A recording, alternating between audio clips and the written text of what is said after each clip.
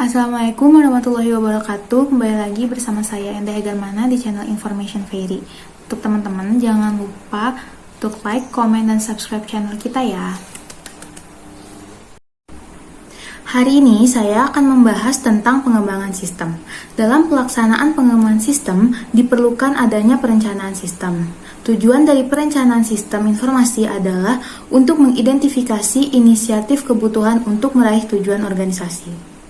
Perencanaan operasional sistem informasi terdiri dari visi, misi, lingkungan sistem informasi, tujuan, fungsi sistem informasi, portofolio aplikasi, alokasi sumber data, dan manajemen proyek.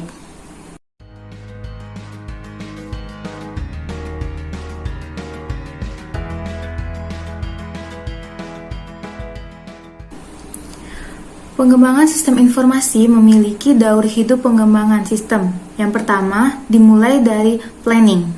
Planning atau perencanaan adalah tahap yang harus kita lalui untuk mengenal bagaimana perencanaan tersebut sesuai dari sisi teknis, keuangan, dan legal hukum.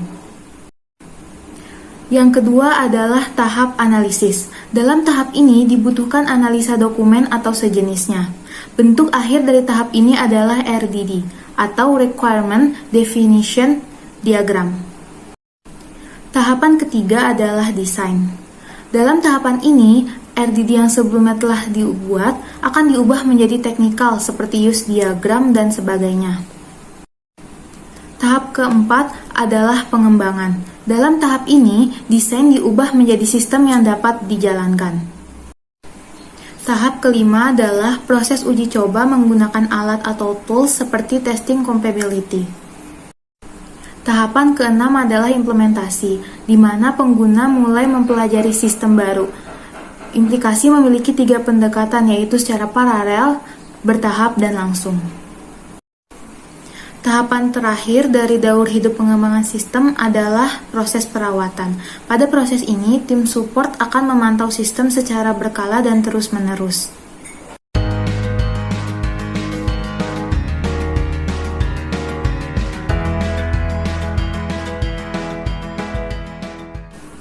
Dalam pengembangan sistem terdapat 5 kunci kesuksesan.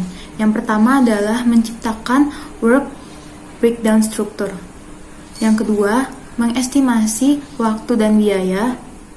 Yang ketiga, menciptakan rencana proyek. Yang keempat, adjustment terhadap rencana. Dan yang terakhir adalah mengatur tantangan dalam proses pengembangan.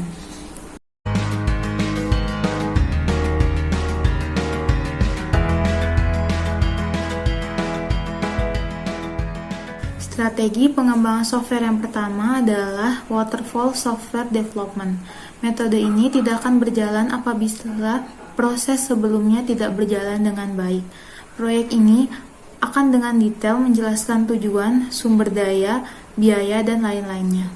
Strategi pengembangan software yang kedua adalah metode iteratif, di mana proses dapat dikompres dari sisi waktu dengan sedemikian rupa sehingga mengurangi dampak dari perubahan pengguna. Strategi pengembangan software yang ketiga adalah Agile. Agile tidak mempunyai struktur yang baku. Prosesnya tidak menunggu tahapan sebelumnya. Adapun variasi dari metode Agile ini yaitu metode Scrum dan XP. Metode Scrum ini mengembangkan secara relatif singkat, dan metode XP memiliki waktu development yang sangat singkat pula.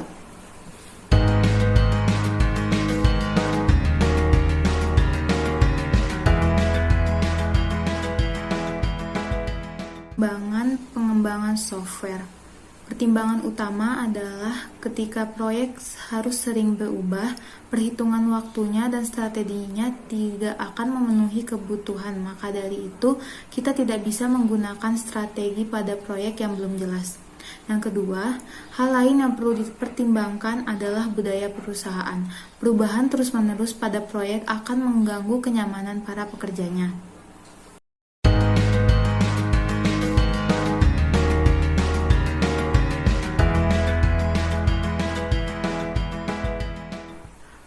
Pertimbangan pengadaan software. Yang pertama, keuntungan pembuatan software sendiri adalah dapat dibuat sangat sesuai dengan kebutuhan perusahaan, sehingga perusahaan memiliki keunggulan bersaing.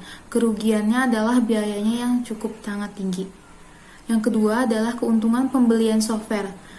Harganya relatif lebih murah dengan waktu yang sangat singkat, sedangkan kerugiannya sulit untuk mengikuti keinginan perusahaan yang berbeda pada umumnya. Sekian pemaparan materi dari saya, semoga bermanfaat untuk teman-teman semua. Kurang lebihnya mohon maaf. Wassalamualaikum warahmatullahi wabarakatuh. Jangan lupa teman-teman untuk like, komen, dan subscribe ke channel kami. Terima kasih.